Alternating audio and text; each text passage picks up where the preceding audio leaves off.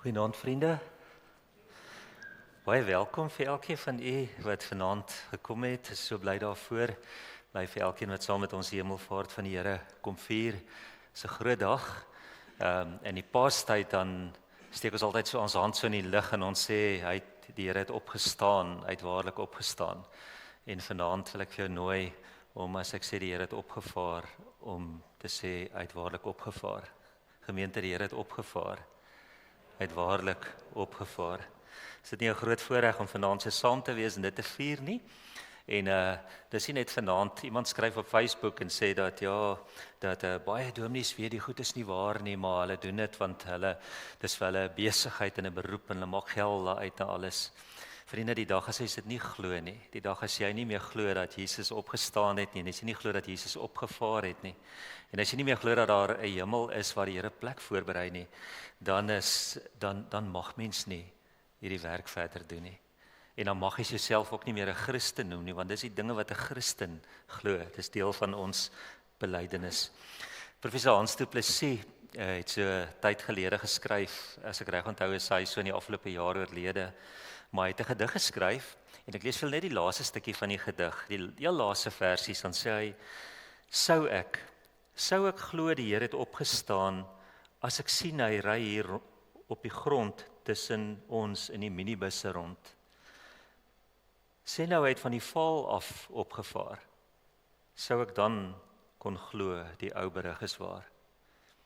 Sê maar hy het van die onreserveer af opgevaar, sou ons dan kon glo die ou berig is waar. Die vraag vanaand is of ek en jy regtig glo dat die Here opgevaar het na die hemel. As ek vanaand die kers aansteek, dan lees ek vir julle hierdie stukkie wat vir my so mooi is en dit sê: Die aarde behoort aan die Here en alles wat daarop is. Ook die wolk wat Jesus weggeneem het, behoort aan die Here. En die grond waarop ons vandag staan, die stoele waarop ons vandag sit. Vandag vier ons nie net Christus se hemelvaart nie, maar ook dat hy die Here is oor sy hele skepping. Vriende, dis waarvoor ons vanaand hier bymekaar is. Ons vier nie net hy het opgevaar na die hemel nie, dis nie net vanaand 'n boodskapie van hy's nou nie meer hier nie, hy het opgevaar. Is vanaand 'n boodskap van dat die Here regeer oor alles. Ons het opstanding Sondag het ons gesê, daai teks in Openbaring wat sê dat hy het opgestaan en hy heers oor die heersers van die aarde. Hy heers oor alles. Hy heers oor ons, hy heers oor die Midde-Ooste, heers oor Suid-Afrika, hy heers oor die aardbol, hy heers oor die Melkweg, hy heers oor die 250 ander miljoen sterrestelsels wat hulle ontdek het of wat hulle kan sien of voel. Hy heers oor dit alles. Kom ons sluit die oë. Here, as ons vanaand hier saam is, dan is dit nie met 'n hartseer gesig omdat Jesus opgevaar het nie, alhoewel ons baie graag vir U sou wou gesien het. Dit sou vir ons baie lekker gewees om soos die disippels van daai tyd aan U te vat en om saam met U te loop op die aarde. Dit sou lekker gewees het om die tafel saam met U te sit en te sien hoe U die brood breek, soos wat die Emmausgangers gesien het, en terwyl U dit gebreek het, het hulle net besef dat hierdie is die Here. Dit sou vir ons baie lekker wees. En tog is ons vanaand nie hartseer dat U weg is nie. Want U het gesê, U laat ons nie as weeskinders agter nie. U gee vir ons iemand anders, die Heilige Gees, om by ons te kom bly en in ons te bly en vir ons te troos en op te pas en vir ons te herinner aan alles wat U gesê het. Here, en U het gesê, voordat U weggaan, het U gesê, ek gaan om vir julle plek voor te berei, sodat julle, elkeen wat in my glo, ook eendag kan wees waar ek is. Here, ons sê vanaand dankie vir U hemelvaart. Dankie dat U opgevaar het na die hemel. Vir ons is dit onbekend. Vir ons is dit iets wat ons nie weet waar dit is of hoe dit is nie. Maar ons weet dat U by die Vader is en ons hou vanaand vas daaraan. Ons bely dit vanaand. Dis ons geloofsbelydenis. En ons vra Here dat U vanaand vir ons sal seën hier waar ons saam is. Dat elkeen van ons sal aanraak op die eie manier. En dat elkeen van ons ook vanaand deur ons denke, ons nadenke oor U, ook net nou as ons bietjie dieper gaan dink, dat ons U sal verheerlik deur ons nadenke oor U. Lieg hier dat elke lied wat ons sing, ons oor U sal sing, dat ons vanaand sal uitjubel oor die hemelvaart van Jesus Christus. Ons bid dit in Jesus se naam. Amen. Gesang 219 se eerste vers, ek lees dit vir julle as 'n voorlesing voordat ons 2 liedere gaan sing. Dit is so mooi, hoor hierdie uitnodiging uit Gesang 219. Alle volke loof die koning, oorwinnend gaan hy na sy woning, in goddelike majesteit, op 'n wolk voor mense oë, onbuilbaar deur die hemel bo, vaar hy omhoog in heerlikheid, aan God se regterhand hou hy sy werk in stand. Loof die koning, buig voor hom neer, bring aan hom die eer, oorwinnaar, redder, Christus die Heer. Kom ons staan, ons sing 'n lied wat julle nie ken nie, ons leer dit vir julle, is 'n lied wat Dani Botha, sover ek weet, oorgeneem het by een van die Amerikaanse sangers, maar kom ons sing hierdie verskriklike mooi lied, wat iets vertel van die drie-eenheid, die Vader, die Seun, die Heilige Gees, die enigste drie-eenheid wat daar is, en die Rekana, meer bekende lied wat sê Vader, Seun, Heilige Gees. Kom ons staan vir hierdie 2 liedere.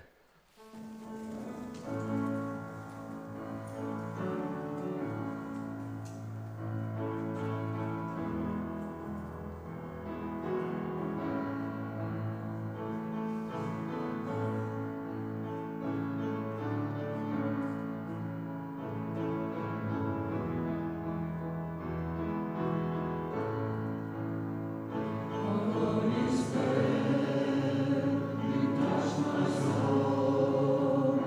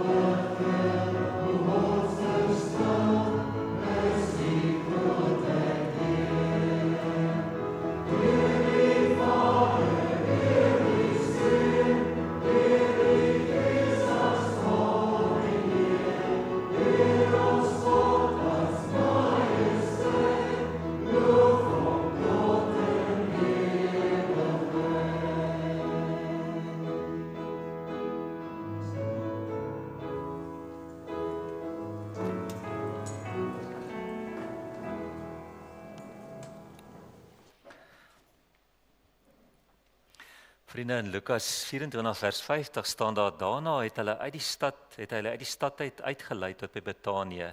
Daar het hy sy hande opgehef en hulle geseën. Terwyl hy hulle seën, het hy van hulle af weggegaan en is hy in die hemel opgeneem. Hulle het hom aanbid en met groot blydskap na Jerusalem toe teruggegaan. Daar het hulle die hele tyd by die tempel gebly en God geprys. En dan sê Lukas vertel vir ons in Handelinge, sê hy, Handelinge 1 vers 9, nadat hy dit gesê het, is hy opgeneem terwyl hulle dit sien, en 'n wolk het hom weggeneem, sodat hulle hom nie langer kon sien nie. Terwyl hy weggaan en hulle nog so stip na die hemel kyk, het daar skielik 2 mans in wit klere by hulle gestaan. En die sê toe vir hulle, Galileërs, waarom staan julle so na die hemel en kyk? Hierdie Jesus wat van julle af na die hemel toe opgeneem is, sal net so terugkom, soos julle hom na die hemel toe sien opgaan het. Ons bly so sit as ons hierdie pragtige lied sing oor Jesus in die hemel.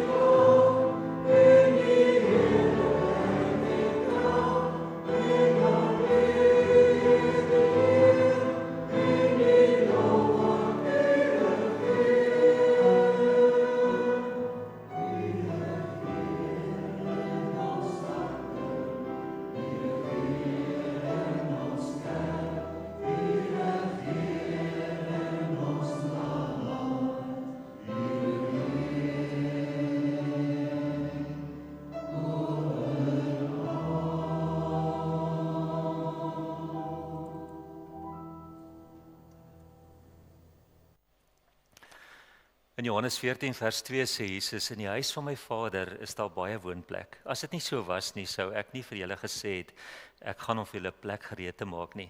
En as ek gegaan het en vir julle plek gereed gemaak het, kom ek terug en sal julle na my toe neem, sodat julle ook kan wees waar ek is.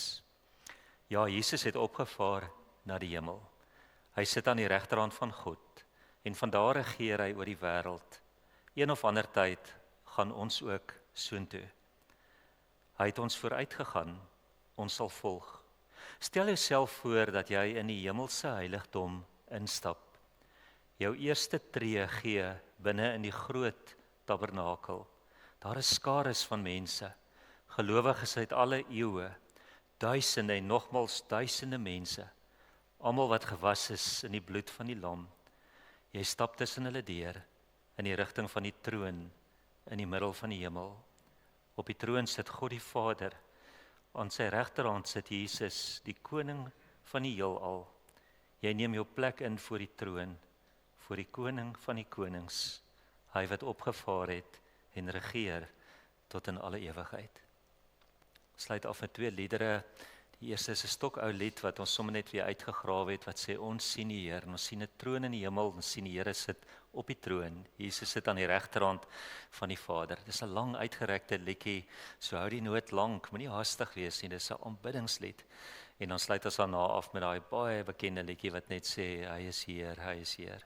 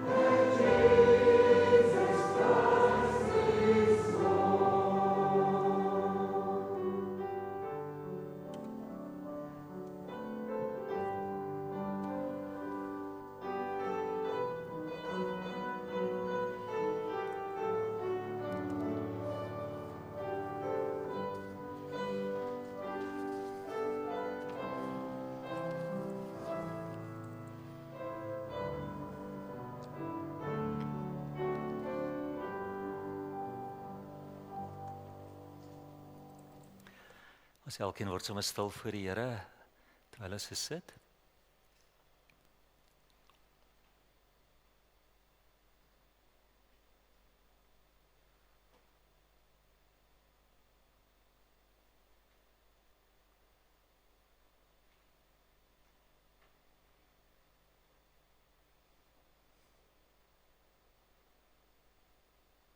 Here, saam met die kerk oor alle eeue, wil ons ook vanaand sê, U is Heer. U het opgestaan uit die dood, U is oorwinnaar uit die dood en U is Heer. U regeer van die regterhand van God. U kom weer. Here, ons buig vanaand laag voor U. Die Here wat nie net opgestaan het uit die dood nie, maar die Here wat opgevaar het na die hemel en wat heers aan die regterhand van God die Vader. Die een oor wat aangestel is oor alles in die skepping. Ons buig vanaand voor U. Ons bid dat U verheerlik word as ons nou oor U kom nadink. Dankie Here dat ons met hierdie liedere U kon besing. Dankie vir al die mooi stemme en dat ons saam as gemeente, as met besoekers, ons almal saam kan sê U is Heer, U regeer, U kom weer. Ons bid seën ons nou in Jesus se naam. Amen. Vriende, ons gaan vanaand 2 gedeeltetjies saam lees, 2 Korintiërs 4 vers 16 tot 18. En dan gaan ons ook 'n stukkie lees uit Efesiërs 2. Ek sien nou, ek het as jy omblaai, dan sien ek het 'n spelfout daar gemaak. Vergewe dit asseblief. Dit was nou onder druk geweest vandag, dat ek sien daar op die volgende bladsy. Kom ons lees hierdie gedeelte in die Nuwe Afrikaanse vertaling. 2 Korintiërs 4 vers 16 tot 18. Paulus is besig om te skryf. Michiel lees hierdie gedeelte by begrafnisse gereeld. Ons gebruik dit baie keer by begrafnisse en Paulus praat die mense moed in, hè. Hy sê ons is so slypotte, ons breek en alles en ons is so tente wat stikkend gaan. En dan kom hy en hy sê hierso, om hierdie rede word ons nie moedeloos nie. Al is ons uiterlik besig om te vergaan, innerlik word ons van dag tot dag vernuwe. Ons swaar kry in hierdie lewe is maar gering en gaan verby. Maar dit loop vir ons uit op 'n heerlikheid wat alles verreweg oortref en wat ewig bly. Ons oog is nie op die sigbare dinge gerig nie, maar op die onsigbare. Want die sigbare dinge is tydelik, maar die onsigbare ewig. En dan lees ons ook uit Efesiërs 2 vers 1 tot 2. Oral het ek nou hierdie woordjies in geel gesit dat julle dit kan sien. Paulus skryf vir die gemeente in Efese. Hy sê julle was dood as gevolg van julle oortredings en sondes wat voorheen julle lewenswyse gekenmerk het. Julle het gelewe soos hierdie sondige wêreld en julle laat lei deur die vors van die onsigbare magte, die gees wat dan nou aan die werk is in die mense wat aan God ongehoorsaam is. Julle het julle laat lei deur die vors van die onsigbare magte. Nou vriende, ons lees vanaand sover, gaan lees gerus die res van hierdie gedeelte by die huis. Dit is regtig so mooi om dit te lees en dit is regtig so lekker om dit te lees en te sien wat Paulus hier skryf. Nou ons tema vanaand is 2 wêrelde. Ek dink hierdie prentjie beeld dit baie goed uit. 2 verskillende wêrelde. Ons leef op die oomblik in 'n wêreld waar daar verskriklik baie gepraat word van UFO's. Julle sal weet dat president Donald Trump het gesê dat hy gaan die files, die leers bekend maak, al die inligting wat daar is oor UFO's en oor al die goeters. En skielik is dit asof ons in 'n wêreld bly wat amper weer behep is met UFO's. Dis iets wat ons met tye in ons lewe baie van gehoor het en dan gaan dit weg en dan hoor ons weer daarvan, dan gaan dit weg. Maar nou dat hulle gesê het hulle gaan al hierdie leers loslaat en hulle het 'n paar van dit klaar gedoen, vrygelaat op die internet, is daar hierdie verskriklike, amper 'n obsessie weer met lewe daar buite. Is daar lewe op ander planete? Is ons alleen in hierdie massiewe skepping of het God ook is daar 'n ander skepping daar buite? Ek dink vir baie mense wat die vraag vra, gaan dit nie eers of God wel ander mense gemaak het nie of ander wesens gemaak het nie, maar dit gaan dood eenvoudig oor die feit, is daar ander lewe ook? Selfs mense wat nie in God glo nie, dink ek wonder baie daaroor. Ek lees vandag 'n artikeltjie wat iemand op Facebook skryf en sê ons moet begin om ons kinders voor te berei op wat vir hulle wag rondom aliens. Nou vriende, daar's nog nie 'n alien ontdek nie, maar ons begin met die voorbereiding daarvoor. Dis interessant as ons in 'n wêreld leef wat eintlik verskriklik behep is en bewus is dat daar iewers buite moet lewe wees. Maar die stukkie lewe wat die Bybel vir ons vertel van wat wel daar buite is, dit wil mense nie eintlik graag hoor nie. Ons wil graag hoor van ander lewe wat daar is. Dis interessant dat selfs mense wat sê maar dis onmoontlik dat daar 'n God daar buite is, dat hulle angstig wag om te sien of daar wel ander wesens daar buitekant is. Ons sit op die oomblik met 'n dilemma wat dit betref. Nou C.S. Lewis, ek dink ons almal het al van C.S. Lewis gehoor en van sy goed gelees en alles. Hy word beskou as een van die groot teoloë van die vorige eeu. En hy het gesê, "Believe in God and you will have to face hours when it seems obvious that this material world is the only reality." And say, "Disbelieve in him and you must face hours when this material world seems to shout at you that it is not all." Wat hy in hierdie gedeelte sê, ek het vandag hierdie stuk oor en oor gelees en sê, maar wat sê C.S. Lewis? C.S. Lewis sê, dat as ek in die Here glo, dan gaan daar tog oomblikke in my lewe kom, wat ek dink, is dit regtig waar? Is daar lewe daar buite? Is God daar buitekant? Is hy daar iewers? Maar nou sê C.S. Lewis, die teenoorgestel is ook waar. Hy sê, mense wat nie in die Here glo nie, beleef sulke oomblikke wat hulle sê, maar is daar nie dalk 'n God daar buitekant nie? Is daar dalk nie wel 'n Skepper daar buite nie? En daarom dink ek is dit 'n vraag wat ons almal op 'n sekere manier mee besig is. Of nie nou ons wêreld wat ons in leef, sou ons eintlik so rofweg kon verdeel en eintlik in twee wêrelde. Ons sou kon praat vanaand en ons sou kon sê daar's 'n sigbare wêreld. Ons sou ook kon sê 'n hoorbare wêreld, 'n waarneembare wêreld. Almal wat in die natuurwetenskappe en goed was, sal presies weet wat sê ons nou, né? Daar's klomp dinge wat ons kan sien en kan waarneem. Ons sing dit in daai een lied, nou as ons sing o Here my God, dan sê ons ek sien die berge, bosse, vlaktes, ek sien die see, en ons bly hier tussen dit, né? Ons het waarneembare goeders, ons sien die see, ons sien die berge, ons sien alles wat so mooi is. Ons sien diere en alles. En dis die goeders wat mens met jou 5 sintuie kan waarneem. Ons het 5 sintuie waarmee ons nou al hierdie goeders waarneem. En dit is die sigbare wêreld. Dit wat bevatlik is vir my 5 sintuie wat ek het. Dit wat ek kan ruik, dit wat ek kan sien, wat ek kan hoor, wat ek kan proe en waarna ek kan vat. Maar nou sê die slim mense sê al hoe meer dat ons dalk baie meer sintuie het as net 5 sintuie. Ek weet my pa het altyd gespot en gesê vrouens het 'n 6de ene. Maar hulle sê dat ons dalk selfs tot 20 sintuie kan hê. Ons het byvoorbeeld praat hulle daarvan en sê dat terwyl ons hier sit, het ons die vermoë om te weet waar elkeen van ons liggaamsdele in verhouding met mekaar is. So sonder dat ek kan iets vat of wat ek al het ek die vermoë om eintlik my hele liggaam eintlik waar te neem en in te neem wat met my liggaam gebeur.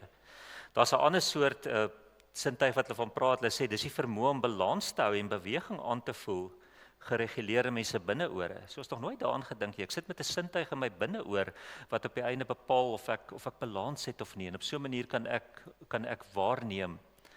'n derde een wat hulle van praat is die vermoë om hitte en koue aan te voel. Sonder dat ek iets doen, kan ek voel, is koud buite of wat ook al, omdat my liggaam reageer daarop. So hierdie liggaam wat ons het, is heelpad besig om te reageer op die wêreld daar buite. En alles waarop hy kan reageer, sal ons sê is die sigbare wêreld, die waarneembare wêreld. Ons praat baie in die navorsing van die empiriese wêreld, dit wat jy kan bestudeer, wat jy iewers eintlik jy kan dit of sien of aan dit vat of dit voel of dit waarneem op een of ander manier. Maar dan is daar 'n tweede wêreld en hierdie tweede wêreld is die onsigbare wêreld. Daar's klomp dinge wat ons as mens nie kan sien nie kan voel nie kan hoor nie. Daar's klomp dinge wat bestaan, maar ons het nie die vermoë om dit met ons beperkte sintuie waar te neem nie. So byvoorbeeld kan ons sekere dinge wat te groot is, kan ons nie waarneem nie. Ons kan ook sekere dinge wat te klein is nie waarneem nie. Ons menslike oë kan sien tot by 0,1 mm. Alles wat kleiner as 0,1 mm is, moet ons iets gebruik om te sien. So in ons gewone lewe sien ons dit nie, dit gaan by ons verby. Ons kan ook baie dinge nie sien nie omdat dit te ver is. Daar's hope sterre, daar's sterrestelsels en alles, maar ons kan dit nie sien nie. Dis daar, maar dis vir ons te ver om te sien. Ons kan baie keer ook nie iets sien nie omdat iets te vinnig is. As ons kan byvoorbeeld as ek met 'n geweer sou skiet en daai patroon beweeg, dan is hy daar en hy beweeg, maar ek kan dit nie sien nie. Hy's te vinnig vir my. Met ander woorde, daar's 'n werklikheid, maar wat ek nie kan waarneem nie, omdat ek nie die vermoë het om dit te doen nie. En soos 'n klomp dinge in ons lewens, né? Ultraviolet, ons kan dit nie sien nie, ons kan X-strale nie sien nie. Ons kan baie klanke kan ons nie hoor nie. Ons klomp klanke nou waar ons sit om ons, maar ons het nie die vermoë, ons het nie die sintuie om daai klanke te hoor nie. Hulle sê dat ons hoor tussen 400 en 700 nanometers. Hulle sê honde sien baie minder kleure as mense. Ons sien baie meer kleur as honde.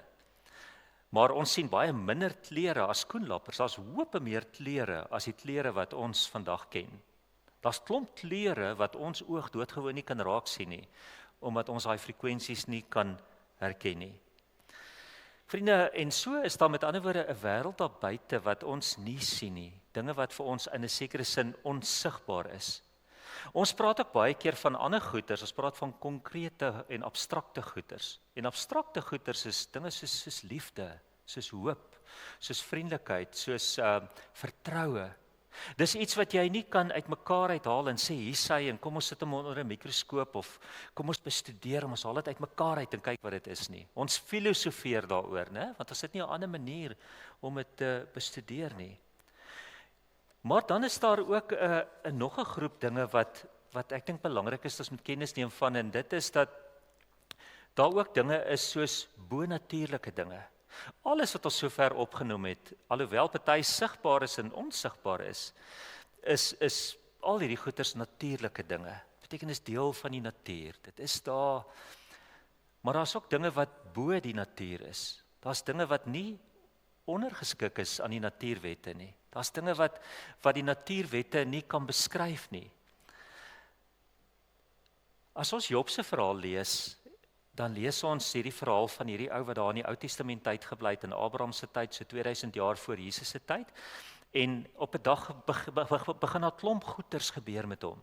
Ons lees dat sy diere is dood, al sy vee is dood. Later is sy kinders dood en hy verloor alles wat hy het. En as ons hierdie storie so lees, dan sien ons die sigbare wêreld van Job raak, né? Ons sien dit wat jy met sintuie kan raak sien. Mens kry amper hierdie prentjie van Job as jy besig is daarmee. Maar as jy hierdie verhaal verder lees, dan vertel Job se verhaal so bietjie meer, en dan sê dit vir ons dat agter die skerms, dit wat Job nie kon sien nie, was daar ander dinge aan die gang. Daar staan dat die Satan het deur die wêreld gereis en op 'n stadium het hy voor God kom staan. En op die einde het hulle gepraat oor Job. En toe die Here vir Job sê, of vir Satan sê, het jy my diensknegt Job gesien, hoe getrou is hy? Toe sê die Satan vir die Here, maar dis net omdat jy so mooi na hom kyk. Vat bietjie hierdie goed weg en kyk, dan sal hy jou nie aanbid nie. En dan op die einde van die dag gee die Here vir Satan eintlik die mag om sekere dinge met Job te laat gebeur. En dan lees ons hoe dat hy hierdie goed verloor. Ons lees hoe dat die diere doodgaan en ons lees hoe dat hy alles verloor. Aan die een kant kry ons die sigbare wêreld, dit wat ons kan sien. Aan die ander kant kry ons die onsigbare wêreld, dit wat ons nie sien nie. Dit wat ons vandag in die Bybel lees, het Job nie geweet nie. Die Bybelskrywers het dit vir ons neergeskryf. Al wat Job gesien het, is hier gebeur klomp slegte goeters met my. En hy het nie verstaan hoekom gebeur die goeters nie. En nou vertel die Bybel vir ons dat agter die skerm, in hierdie onsigbare, in hierdie bonatuurlike wêreld, was daar iets aan die gang tussen God en Satan. Dit is ons baie moeilik om dit te verstaan. Dit is baie moeilik om te verstaan dat daar enigstens so 'n gesprek kan plaasvind. Maar dit help ons om raak te sien dat daar agter hierdie wêreld wat ons leef, 'n ander wêreld is wat ons nie noodwendig kan raak sien nie. Ek onthou toe ek klein was, ek weet nie of julle nie, maar in die huis waar ek groot geword het my pa altyd gesê dit gespook. Ek weet nie of hulle vandag nog steeds, of daar nog steeds mense is wat in spooke glo nie, maar as klein seentjie het ek byvoorbeeld altyd in spooke geglo, want my pa het my gesê dit het gespook in die huis waar ons gebly het. Maar as daar spooke sou wees, ek weet nie of daar is nie, die disippels het op 'n stadium toe hulle op die see was, hulle ook gedink hulle het 'n spook gesien, so hulle het ook besukkel daarmee. Maar as daar spooke sou wees, sou hulle eintlik behoort tot hierdie bonatuurlike onsigbare wêreld.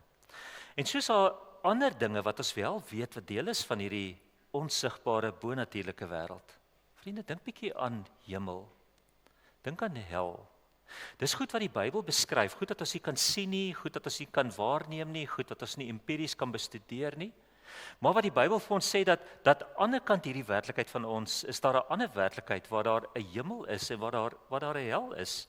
Ek lees nou die dag dat een van die bronne skryf en sê dat vandag se tyd wil mense graag sê, maar daar is nie 'n hel nie, daar is nie 'n duiwel nie, al sulke goed. Dan sê hulle die meeste uitsprake oor die hel en die duiwel kom uit Jesus se eie mond uit. En daarom as ek in Jesus glo, moet ek sê dat agter hierdie wêreld is daar 'n groter ander wêreld wat vir my onsigbaar is en bonatuurlik is. Dis ook die wêreld van engele, die wêreld van bose geeste. Dis die wêreld van profesie waar iemand vooruit iets sê en dit gebeur. Ek bedoel, hoe is dit moontlik? Hoe is dit moontlik dat 'n profeet in die Ou Testament iets kon voorspel honderde jare vooruit? Dis iets bonatuurliks, iets wat ons nie kan verstaan nie. Openbarings, bekendmakings, wonderwerke. Ek lees vandag en weer in daai gedeelte, daai man wat 38 jaar daar by die bad van Bethesda gelê het. Hulle lê 38 jaar. Dis 'n mediese feit, hy's siek, dis waarneembaar, dis empiries, dis deel van die sigbare werklikheid. Ons sien dit elke dag. En as hierdie ou behandeling sou kry en hy sou geduidelik gesond word, dan sou dit ook deel wees van die sigbare empiriese wêreld. Maar wat gebeur? Jesus kom daar. Ons het nou die aand saam met ons omgegroepie dit gekyk uit The Chosen uit. En hierdie ou wat 38 jaar daar lê, raak die Here aan hom en hy sê staan op, vat jou bed en loop. En ek lees vanmiddag weer, daar staan in die Bybel, oombliklik was hy genees gewees. Vriende, daai vertelling is nou nie meer 'n natuurlike, sigbare ding nie, dit is sigbaar, maar dit is 'n bonatuurlike ding. Hier gebeur iets wat jy nie kan beskryf in die mediese wetenskap nie. Hier gebeur iets wat ons nie kan verklaar en sê dis wat nou gebeur het nie, né? 'n klompie jare terug, kom ek sê net nog 'n voorbeeld is die melaatse man natuurlik, né? Melaatse mense het nie vinnig gesond geword nie. Maar as Jesus daai ou in Matteus 8 kry en hy sê vir hom, gaan wys jou vir die priester. En hy kom by die priester, is hy skoon, hy's gesond, aangeraak. So 'n klompie jare terug was dit 'n groot ding geweest. Ek dink is seker al 20 jaar toe hierdie program op die TV was van Crossing Over. Onthou julle dit? Daar was op 'n stadium hierdie ding van aan die ander kant. En waaroor hierdie programme gegaan het is om eintlik te sê dat hierdie mense het hulle self voorgedoen en hulle het gemaak asof as iemand dood is of hulle eintlik met daai iemand kan praat en dan vir die mense aan die kant sê wat sê so iemand. En so 'n program is eintlik 'n program wat so half speel of raak aan die bonatuurlike. En baie gevaarlik ook om dit te doen. 'n Klomp jare terug het ons die film gekyk Ghost van Patrick Swayze. Ek dink baie van julle het sien, 'n lieflike film. Maar die probleem van hierdie film is dat hy eintlik op 'n stadium ook na so 'n medium toe gaan, iemand in die middel om half kontak te maak met die ander wêreld. En daarmee het ons natuurlik 'n probleem. Ons glo dit glad nie, maar dis iets wat aangebied word. Ek het vandag gesien en ek gaan nie vir julle die naam sê van nie, maar in die Play Store in Google se Play Store is daar 'n app, 'n toepassing. En dit gaan oor 'n genesende stem van 'n vrou met die naam van Christina. En dan staan daar Christina is 'n medium. 'n Medium is 'n kanaal, 'n skakel tussen die sigbare en die onsigbare werklikheid. Met ander woorde, ons kry nou al selfs toepassings op selfone wat sê dat hier's iemand wat vir jou half kan kontak maak met mense aan die ander kant. Dat hulle vir koning Saul wat na die heks van Endor toe gegaan het sodat sy Samuel moet oproep en sy het gemaak asof sy kan. Toe hy soontoe gaan en hy vra vir kan jy dit doen? Sê sy ja, kan. En toe roep sy vir Samuel, maar Samuel kom nie. Maar wat toe gebeur, toe staan daar die Here het vir Samuel laat verskyn. Nie sy nie, die Here. En toe staan daar son, julle moet dit gaan raaklees, toe skrik sy vir haar morsdood toe hy verskyn. Want tot nou toe het sy gemaak asof sy praat met hulle aan die ander kant, maar toe Samuel verskyn, toe skrik sy vir dit. Vriende, wat is die punt van dit alles? Dat daar's 'n bo-natuurlike wêreld. Daar's 'n natuurlik wat nie medies verklaarbaar is nie wetenskaplik verklaarbaar is nie, 'n wêreld waarvan ons bitter min weet. En hoekom ek dit vanaand vir julle wys is omdat as ons oor God praat, dan praat ons oor daai bonatuurlike wêreld, daai onsigbare wêreld. God is onsigbaar. Hier sit vanaand nie een mens in hierdie kerkgebou wat al vir God gesien het nie. Ons het al baie aansprake gehoor van mense wat sê hulle het vir God gesien, en hoekom ek vanaand sê dit kan nie wees nie, dis omdat Johannes skryf in Johannes 1 Johannes 4 vers 12 en hy sê niemand het God nog gesien nie. Selfs nie die mense van die Ou Testament nie. Hulle kan dalk beelde van hom gesien het soos Moses, maar niemand het God gesien nie. In die Nederlandse geloofsbelijdenis, is een van die belijdenisskrifte wat ons gebruik, blaai jy maar vir my nom en hierdie enetjie sukkel. In die Nederlandse geloofsbelijdenis staan daar, ons glo almal met die hart en bely met die mond dat daar 'n enige en enkelvoudige geestelike wese met 'n hoofletter is wat ons God noem. Hy is ewig, onbegryplik, onsienlik, onveranderlik, oneindig, almagtig, volkome wys, regverdig, goed en die alleroorvloedigste fontein van alles wat goed is. Dis die heel eerste artikel in die Nederlandse geloofsbelijdenis, sê hierdie God wat ons aanbid is 'n onsienlike God. Ons kan hom nie sien nie. Hy's deel van 'n wêreld wat ons nie kan sien nie. Ons het nie die sintuie om daai wêreld raak te sien nie. En as hierdie God wat onsienlik was, nie sy seun na die aarde toe gestuur het nie, het ons hom nooit gesien nie. Ons sou net dit geweet het wat geskryf staan en wat die natuur sê. Maar hy stuur sy seun Jesus na die aarde toe om vir ons iets te kom wys van homself.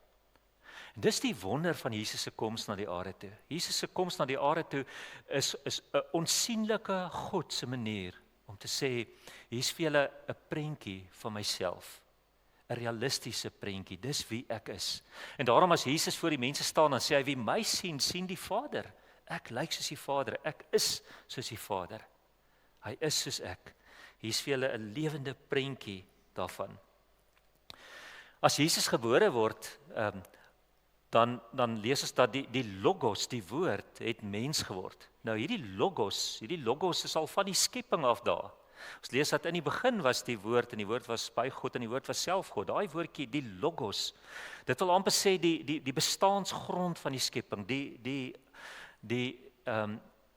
die logika van die hele skepping, dit wat agter die hele skepping sit, was van die begin af daar.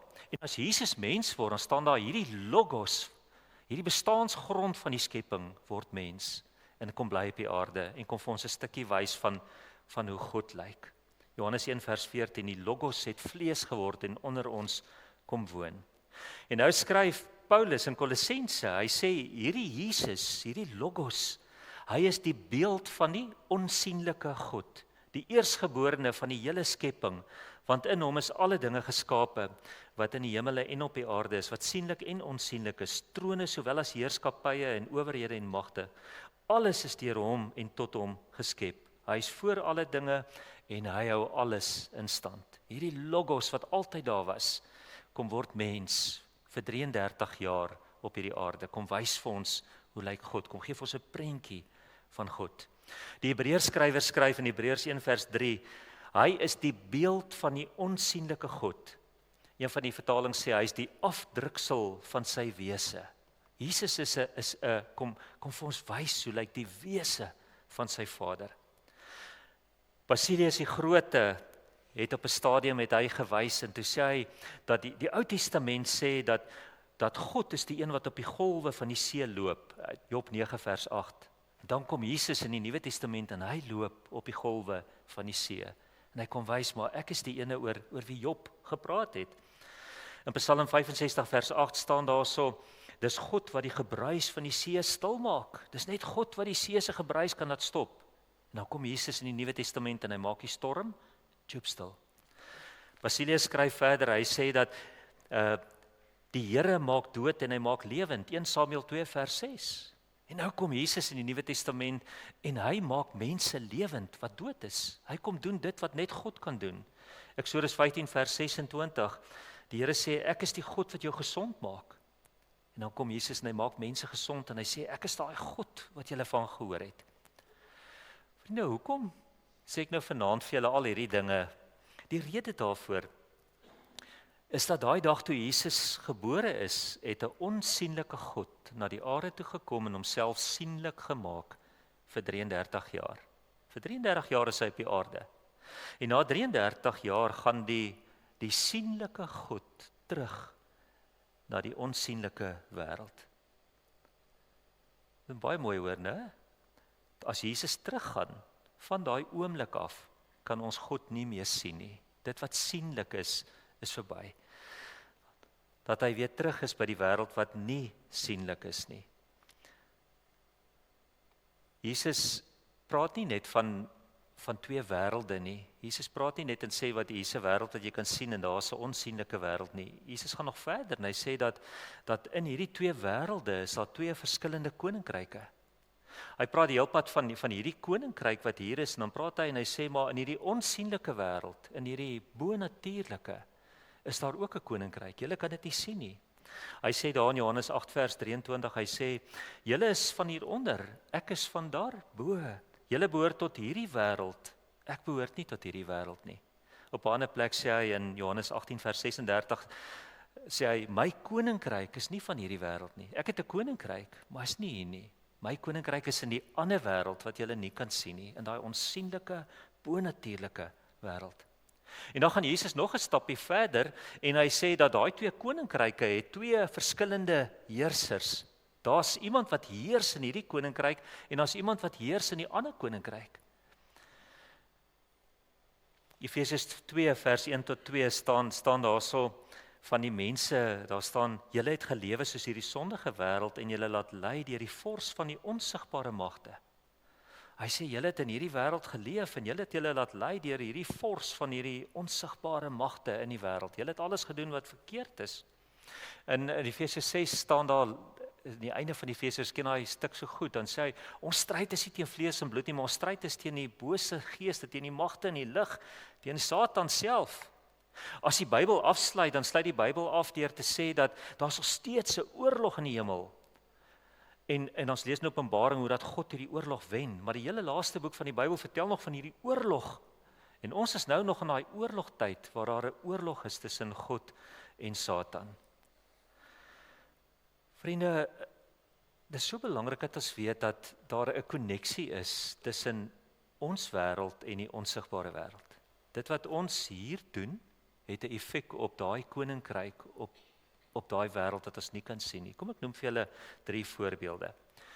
Op 'n stadium gee iemand sy hart vir die Here en dan sê Jesus, daar's groot blydskap in die hemel oor een sondaar wat hom bekeer. Hier op die aarde is 'n gewone klein ouetjie wat sy hart vir die Here gee, wat na die Here toe kom en sê, Here, ek is so jammer, gee my lewe vir U, ek wil regmaak, ek wil nie meer so wees nie.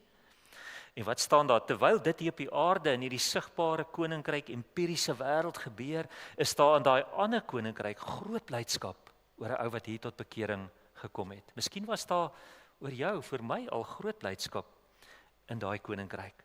Ons lees in Openbaring 8 vers 4, lees ons dat die mense op die aarde gebid het en dat hierdie gebede het opgestyg en dit was soos wierook gewees in die ander koninkryk.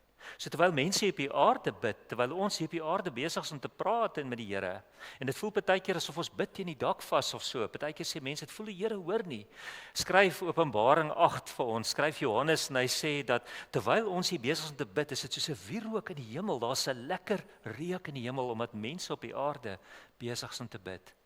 As jy weer 'n bid hier is of as jy alleen daar sit, onthou hierdie prentjie dat ons gebede is soos wierook in die hemel. In Matteus 16 praat Jesus met die kerk wat nou begin ontstaan. Petrus is die leier van daai kerk en alles. Dan sê hy, ek gee vir die kerk die sleutels. En dan sê hy, dit wat julle op die aarde oopsluit, sal in die hemel oopgesluit wees. En dit wat julle op die aarde toesluit, sal in die hemel toegesluit wees. Daar's 'n koneksie. Dis nie 'n kwessie van ons leef in hierdie wêreld en daai wêreld gaan net op sy eie aan nie. Jesus het teruggegaan na daai wêreld toe, daai onsigbare bonatuurlike wêreld. En hier's 'n koneksie tussen ons en daai wêreld. Wanneer ons bid, hoor hulle. Ons lees dat Jesus tree vir ons daarin. Hy's ons voorspraak by die Vader.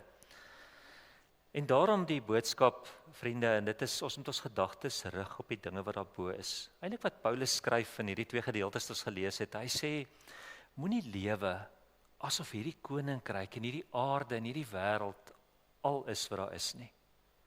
Ons kan so maklik net leef vir hierdie wêreld. Ons kan so maklik aan ons lewe net gaan om te survive, om geld te kry, om al die lekker dinge te doen.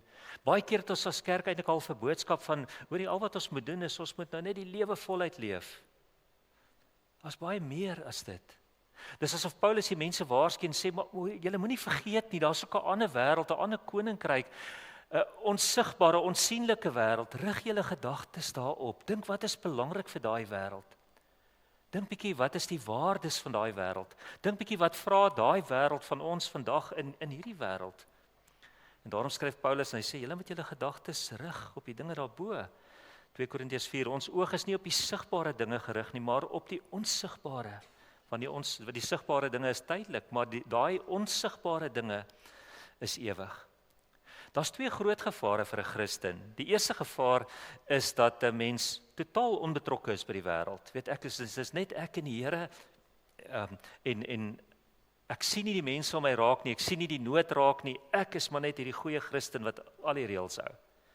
Maar 'n tweede gevaar is dat 'n mens te betrokke raak by die wêreld. Dat mense in 'n sekere sin soos die wêreld raak, dat hierdie wêreld eintlik maar al is waaroor dit gaan. Daar is nie meer iets anders as hierdie wêreld nie. Dat mense eintlik jou tentpenne so diep inslaan dat jy eintlik sê maar ek dis al lewe wat daar is. Daar's nie 'n ander lewe as hierdie lewe op die aarde nie. Laat ons eet en drink en vrolik wees, want môre sterf ons, het die mense in Paulus se tyd gesê.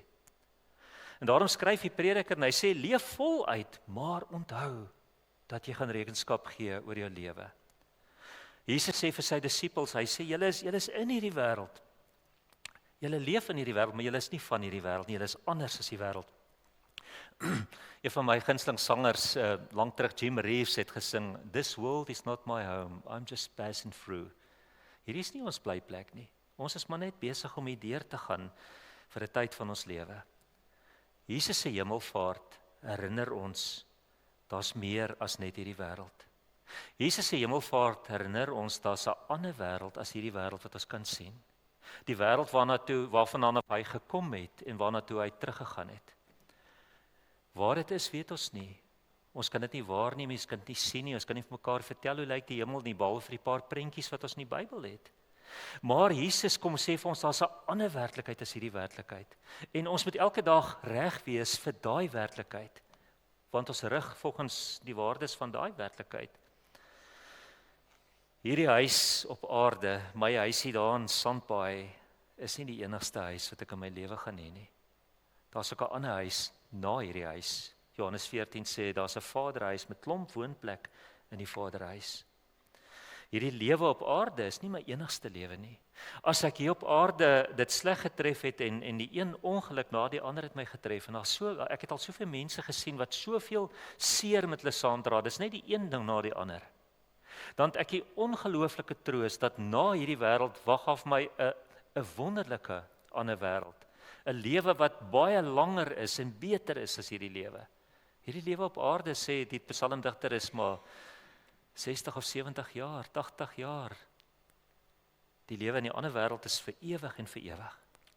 En dan kom Openbaring en ander stukkies in die Bybel en hy beskryf so ietsie van daai wêreld wat vir ons wag en sê daar's 'n huis, daar's 'n vaderhuis. Dis maar net 'n prentjie, maar daar's blyplek vir ons. Daar's reggemaak vir ons. Die tafel is gedek, die beddens is opgemaak, alles is gereed.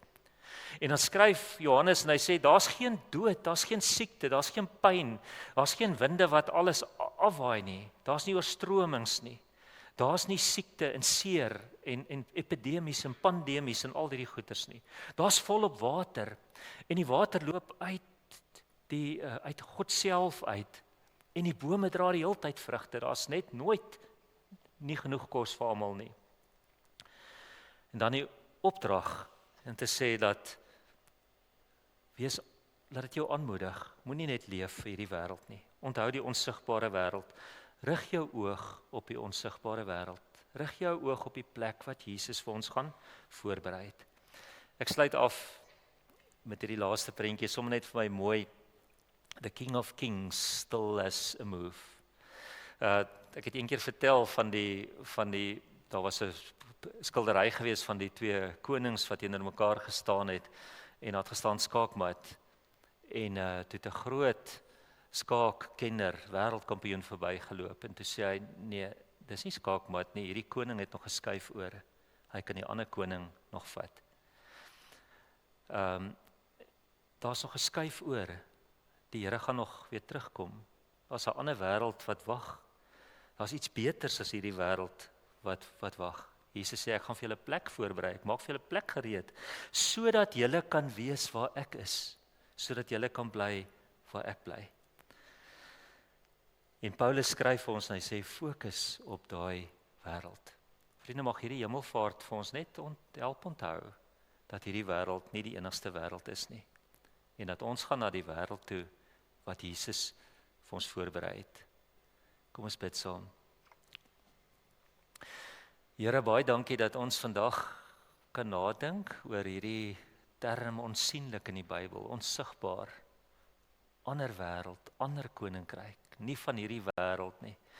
Dankie dat ons in al hierdie dinge net weer kan onthou, Here, dat hierdie nie al is waaroor die lewe gaan nie, en dat daar 'n groter, beter, lekkerder lewe vir ons wag, as dit wat ons selfs nou het. En selfs as ons nou 'n baie goeie lewe het, dat die lewe wat kom nog baie beter is, 'n lewe saam met U. Help vir ons, Here, om elke dag te onthou, dat U aan die regterhand van die Vader sit, dat U regeer, dat daar ook 'n ander koninkryk is, ook ander reëls is, vir ons om volgens te leef, nie net hierdie land se wette en hierdie wêreld se wette nie, maar daai koninkryk se wette, die wet van liefde, die wet van God eerste. Ons vra dat U vir ons sal help om so te leef en so te werk. Dankie dat U vir ons plek voorberei. Dankie dat elkeen wat in U glo, vir altyd saam met U gaan wees. Dankie daarvoor. Ons sien uit daarna, en saam met die laaste hoofstuk van Openbaring, saam met Johannes op Patmos roep ons ook uit, kom Here Jesus, kom gou. Amen. Vriende, ons gaan 2 liedere sing, ons sluit af met 2 liedere. Die eerste ene is 'n liedjie wat ons ook, eintlik is ook 'n ou liedjie wat ons opgegrawe het vir die keer. So ons sing eers dit, julle gaan dit gou kry, dis pragtig, maar dit is so uitroep van kom Here Jesus, kom gou. En die rek na terwyl ons staan, dan sing ons ook, as hy weer kom, kom haal hy sy kinders. Kom ons staan en ons sing dit saam.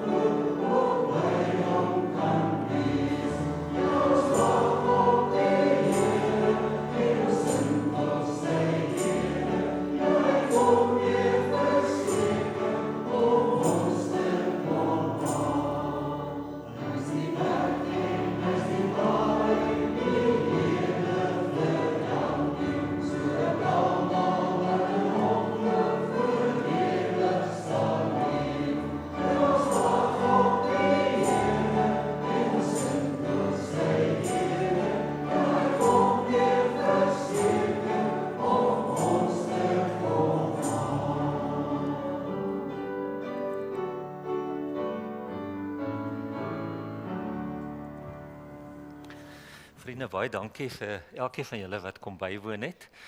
En is lekker, ek moes nie alleen sing nie. Is lekker om saam met julle te sing en is lekker om saam te dink. Nie dat ons al die antwoorde het nie, maar dat ons kan dink en kan droom en dit is so belangrik. Dis as ons sê daar lewe in die lig. Ons leef in die ander koninkryk. Kom ons bid vir die Here se seën. Here, ons sal net vra dat as ons nou huis toe gaan, dat in hierdie sigbare wêreld moet leef, hierdie empiriese wêreld, hierdie wêreld wat met al sy gebreke, maar ook met al sy mooi, dat U ons sal help om in hierdie wêreld so te leef, dat U trots is op ons en gelukkig is met ons. Help ons om ons oog te rig op die ander wêreld, om uit te sien na die ander wêreld, om te leef soos mense wat burgers is van die ander wêreld. Ons bid dat U vir ons sal seën as elkeen van ons nou op ons pad gaan in Jesus se naam. Amen. Vriende, mag dit 'n mooi aand wees. Ons nooi vir julle na Sondag.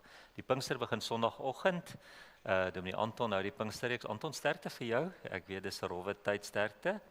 En ons het Sondagoggend ook 'n kinderdiens in die kapel en dan Sondag, Maandag, Dinsdag, Woensdag en Donderdagoggend Pinkster. Baie welkom almal. Mooi aand. Totsiens.